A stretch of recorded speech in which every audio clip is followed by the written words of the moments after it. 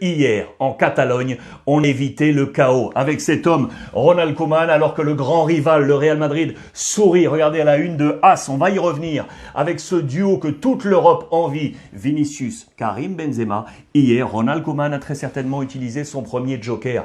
Match nul à domicile face à Grenade, un but partout. Mais qu'est-ce que c'est que ce Barça? À la une de Marca avec le capitaine Busquets. Regardez quand on ouvre le quotidien catalan Sport, misère et compagnie. Il faut dire que Grenade a mené 1-0 dès la première minute. 1 minute et 30 secondes avec ici ce but de Duarte.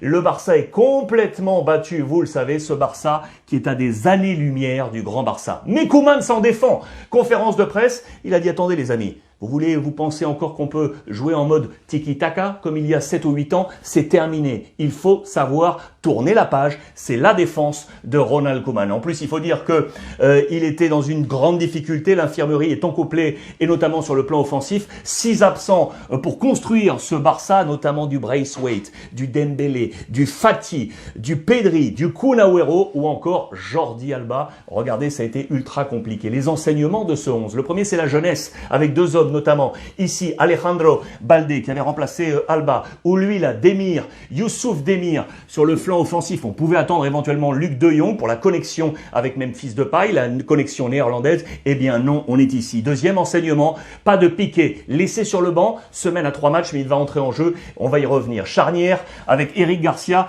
et Araujo devant Ter Stegen. À droite, Dest et au milieu de terrain, cette ligne de 3, Sergi Roberto, Sergio Busquets et Frenkie de Jong. À l'attaque, Memphis Depay et l'autre enseignement, c'est lui. Philippe Coutinho, plus de 9 mois après, retour dans un 11 de départ. Et vous l'aurez noté, retour au 4-3-3. On va oublier la défense à 3 tentée face au Bayern Munich. Catastrophique. Retour en 4-3-3. Regardez les notes. Là aussi, elles sont catastrophiques. Catastrophiques. Et notamment pas mal de 3 sur 10 avec Dest, Eric Garcia, Busquets, avec encore Luc de Jong qui est entré en jeu, ou Coutinho. Et on va y revenir. La seule bonne note, et c'est assez logique de la gonfler comme telle, elle est ici avec Araujo, le défenseur central. On va y revenir également avec un 9 sur 10. Le malheureux Baldé, lui qui remplaçait donc Alba, qui incarne cette jeunesse, il s'est blessé.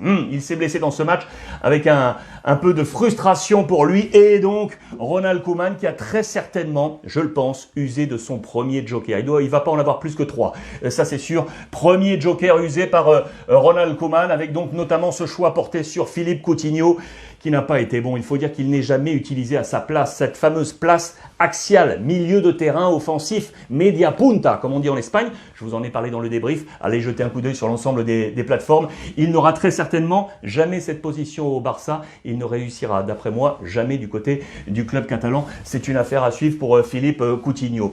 Je vous l'ai dit, Piqué était laissé au repos. Il a agi comme un deuxième coach sur le banc, assis sur la glacière pour donner des directions également. Il va entrer en jeu, non pas comme position de défenseur. Il va jouer comme parfois joué Sergio Ramos devant pour apporter également avec son coffre. C'est un très joli édito dans les colonnes de Sport. Piqué quasiment en position de numéro 9. J'ai adoré ça. L'espoir, il est donc avec la jeunesse, avec les Baldé, les Youssouf, mais surtout avec lui là. Araujo qui était arrivé au Barça il y a 2 ans, provenance d'Uruguay, pour gonfler le Barça B. Irruption dans l'équipe 1 en fin de saison passée. Il confirme cette bonne forme. C'est ce coup de boule qui égalise in extremis donc pour éviter le chaos et la première défaite du FC Barcelone. Logiquement, il est à la une de la presse catalane. On loue la méthode Coué, on va être dans le positif côté catalan. Le héros Araujo et le sauveur Araujo. Attention au Barça, attention à Ronald Koeman. On file avec le Real Madrid et donc ce duo qui fait saliver, dont rêve toute l'Europe, Karim Benzema et l'ami Vinicius. C'est tout simplement 2 des meilleurs buteurs européens. Seul en Allemagne, on va trouver Haaland avec 7 buts et Lewandowski avec 7 buts. Juste derrière, Karim Benzema avec 6 et Vinicius avec 5. Mais ensemble, ils forment la meilleure paire d'Europe, tout simplement. Regardez, c'est celle du Real Madrid avec 17 buts au total. Si on compte également les passes décisives, l'implication sur les buts, voilà pourquoi c'est la meilleure paire devant le Bayern Munich ou encore la paire du Paris Saint-Germain, Mbappé et Ander Herrera. Cette paire qui fonctionne pour Carlo Ancelotti,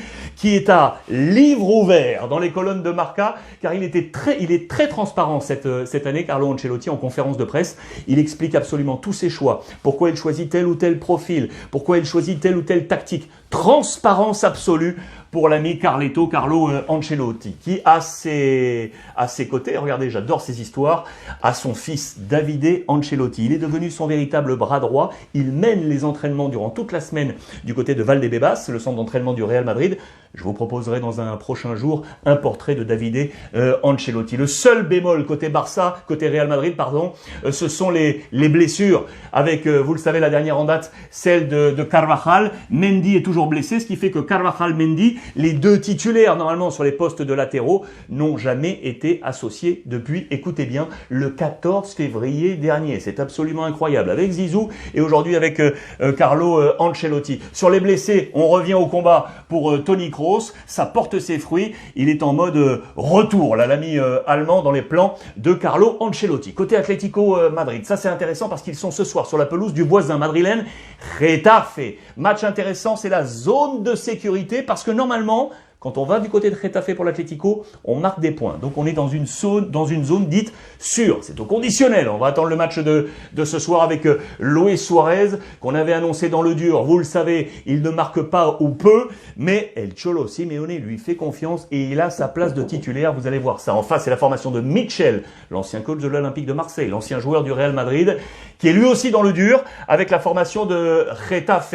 La composition d'équipe, je vous montre ça parce que c'est intéressant. Il va y avoir pas mal de changements au milieu de terrain parce qu'il y a des absents et de marques avec Koke, Lemar, Kondogbia, Joao Félix est sanctionné. Lui pourrait ainsi entrer Herrera dans ce 11 de départ ici. Vous le voyez à la place de Geoffrey Kondogbia. Oblak, Jiménez, Savic, Hermoso, Carrasco, Trippier, Llorente, De Paul, que j'adore. Antoine Griezmann serait titulaire, donc autour de Luis Suarez. La formation de Getafe, je vous dis juste que Vitolo, l'ancien de l'Atlético, il ne peut pas jouer, il est blessé, il ne retrouvera pas ses anciens coéquipiers. Attention à suivre ce match. Très intéressant. Voilà pour toutes les informations de la Liga espagnole.